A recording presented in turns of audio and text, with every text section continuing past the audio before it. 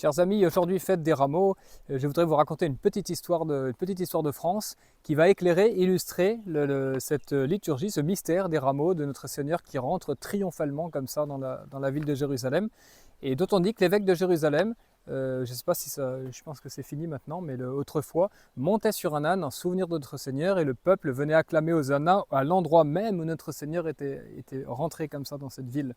Extraordinaire histoire qui se rejoue en fait, qui se continue au fil des siècles, comme nous allons le dire maintenant, puisque aujourd'hui c'est la fête de Sainte Herménégilde, 13 avril, le roi martyr, le roi espagnol, qui est mort pour garder la foi catholique contre son père qui voulait le contraindre à abjurer pour devenir arien, c'est-à-dire mauvais chrétien si on peut dire. Et ce roi Herménégilde avait reçu pour épouse, par la volonté de son père, le roi Levigilde, qui était, malgré qu'il soit arien, il reconnaissait que la famille de Clovis était une famille la famille de France, c'était extraordinaire, et donc il avait demandé au petit-fils de Clovis, le roi Sigebert, qui était le fils de Clotaire, lui-même qui était fils de Clovis, donc le petit-fils de Clovis, Sigebert, il avait demandé la main de sa fille, qui s'appelait Hindegonde, pour épouser son fils Herménégilde. Et le mariage avait été fait, et cette princesse de France, une ambassade d'Espagne, était partie là-bas à la cour du roi Sigebert, et cette princesse, partout où elle passait, en raison de son rang, de son mérite, de sa naissance, de ses vertus, de sa beauté aussi, dit-on, elle était reçue déjà comme une reine dans toute l'Espagne, en particulier à Séville, où était Herménégilde. Et c'est vraiment le triomphe de cette princesse, Hindegonde, qui est comparable au triomphe de Jésus quand il rentre à Jérusalem, et qui malheureusement, ou heureusement, si on peut dire d'un point de vue surnaturel, pour l'honneur de la foi catholique, elle a tout de suite voulu convertir son mari, et c'est le cas de dire cette parole de saint Paul, que la femme sera sanctifiée et convertie par la femme fidèle, l'homme sera converti et sanctifié par la femme fidèle. Et ce qui est intéressant, c'est qu'elle a commencé par s'attacher à Herménégilde, par lui donner tout son cœur, et vice-versa. Herménégilde aussi a beaucoup aimé Hindegonde, mais elle lui a dit tant qu'il y aura un obstacle, un fossé, qui est ce problème de la foi catholique ou de la foi arienne, eh bien, elle ne pourra pas l'aimer autant qu'elle le voudrait. Et donc, elle a appuyé, exactement comme Clotilde avec Clovis un siècle plus tard, son arrière-grand-mère. Et c'est ainsi que Herménégilde, petit à petit, avec l'aide de Saint Léandre, l'évêque de Séville, qui est le Saint Rémy espagnol, eh bien, il va abjurer son arianisme, se faire à nouveau baptisé, puisque le baptême arien n'était pas valide, puisqu'il ne croyait pas à la Sainte Trinité. Et d'ailleurs, le jour de son baptême, dans la cérémonie, il fera éditer des pièces, frapper des pièces de monnaie, sur lesquelles est cette parole de Saint Jean, le nom qu'il a reçu au moment de son baptême, qui était marqué « Fuyez, évitez l'hérétique ». C'était marqué comme ça sur ces pièces qu'on a encore, paraît-il, en Espagne. Et je trouve que voilà, et donc ça c'est la première partie de l'histoire, c'est les mystères glorieux un peu de cette Hindegonde, princesse française. Mais la belle-mère de Herménégilde, qui était Goswinde et qui était la mère de Bruno, qui n'est pas la meilleure de nos reines, qui était une Wisigothe aussi, qui s'était convertie mais un peu du bout des lèvres, eh bien cette reine a pris ombrage de cette princesse extraordinaire, princesse de France, et elle l'a attirée dans son palais pour essayer de lui faire abjurer sa foi catholique. Et peine perdue. Et du coup, avec des servantes, elle a pris Hindegonde et elle l'a suppliciée, elle a mis en torture, sous la torture, cette Hindegonde. C'est-à-dire qu'elle l'a dépouillée avec ses servantes, dévêtie, mis des cordes comme ça sous les bras, enlevée en l'air. Et ensuite, alors que c'était en plein hiver, elle l'a descendue, mais tout doucement, dans un vivier. Alors un vivier d'eau, je pense, mais d'eau putride, d'eau froide. Et elle la descendait comme ça en lui disant « Tout s'arrête le moment où vous allez abjurer votre foi catholique ». Et écoutez cette magnifique réponse de Hindegonde à sa belle-mère.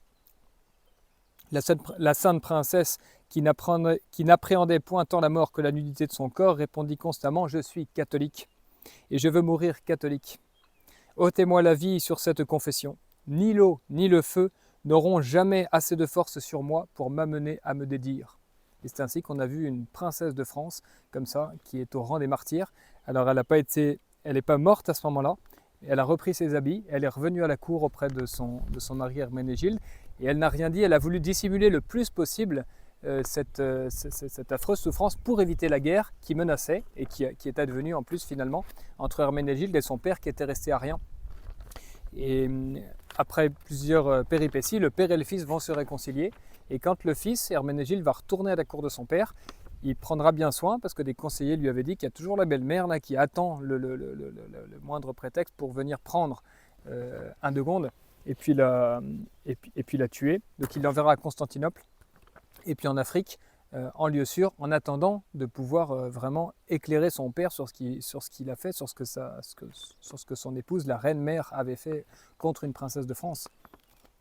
Et finalement, Herménégilde sera acculé à professer sa foi dans la prison où son père va le jeter.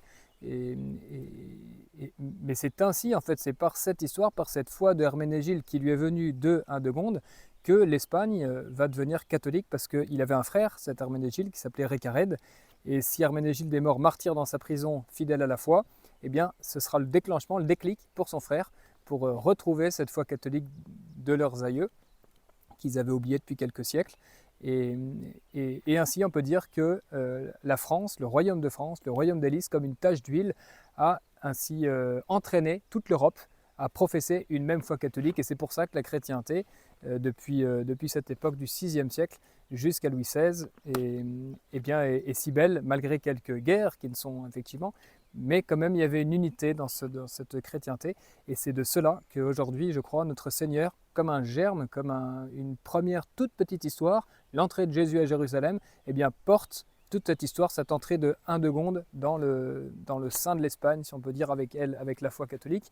Et puis c'est pareil en Angleterre avec Ethelbert, le roi de Kent, qui était aussi un païen, et qui a été converti par Berthe, aussi une arrière-petite-fille de Clovis. Et on a encore des lettres des évêques de France qui disent à ces petites-filles ou arrière-petites-filles de Clovis: imitez la foi de votre grand-mère Clotilde, convertissez votre époux. Et ainsi, c'est toutes les nations qui vont retrouver cette foi de nos pères. Voilà, c'était juste une petite anecdote comme ça pour vous dire de prier Herménégilde pour garder la foi, et de prier Sainte Indegonde pour pour nous enthousiasmer de ce rôle de la France qui a été jadis et qui sera demain, si nous prions les saints et si nous acclamons notre Seigneur et tous nos rois. Vive le roi, vive nos rois de France, et qu'ils reviennent bientôt. Voilà. Petite note pour ceux qui ne savent pas forcément ce que c'est que l'arianisme. Les ariens sont donc ces mauvais chrétiens dont je parlais tout à l'heure, et contre lesquels déjà Clovis s'était battu victorieusement, et en fait qui professent que Jésus n'est pas Dieu mais est un simple homme, il est adopté par Dieu, où il est très proche de Dieu, mais il n'est pas Dieu. Donc c'est le refus de la Trinité. Et c'est pourquoi Saint Hilaire en particulier les a pourfendus avec sa plume, comme Saint Athanase aussi. Ils ont été très persécutés, mais ils ont sauvé la foi catholique de nos pères, des apôtres, de l'Évangile. La véritable identité de Jésus-Christ, c'est qu'il est vrai Fils de Dieu, fait homme. Et ce que Athanase et Hilaire ont fait avec leurs plumes, Clovis et les rois de France et cette princesse le feront, soit avec ses charmes pour Indegonde et son bon cœur, soit avec son épée pour Clovis et les successeurs de tous ces rois.